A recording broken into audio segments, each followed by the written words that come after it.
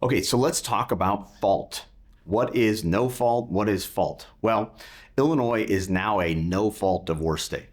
Previously, we were a fault divorce state, and that meant you had to put into your petition some elements that would support what you're asking for. And really, one of the most common ones was a thing called mental cruelty. Just sounds awful. But basically what that meant was sometimes your spouse doesn't treat you nicely, and sometimes they say things that hurt your feelings.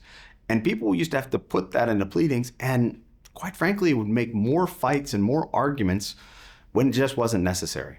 So I actually agree that being a no-fault divorce state is much better because we don't have to get into proving what was done or not done. We're just simply saying it doesn't matter.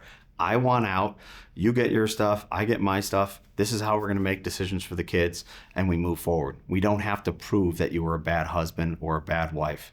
Because let's face it, sometimes good people are bad together, and it doesn't really matter who caused it. When it comes to fault or no fault, that means we don't allocate property based upon fault. In other words, if one spouse was a terrible spouse and they had an affair, we don't now give one person more or less based upon those actions.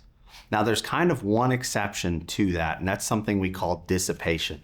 But that really only comes in if one spouse uses marital funds on a non-marital purpose. So if they took their, significant other on a cruise or spent a lot of money on them, that is the only time that we will look at fault in allocating property in a divorce.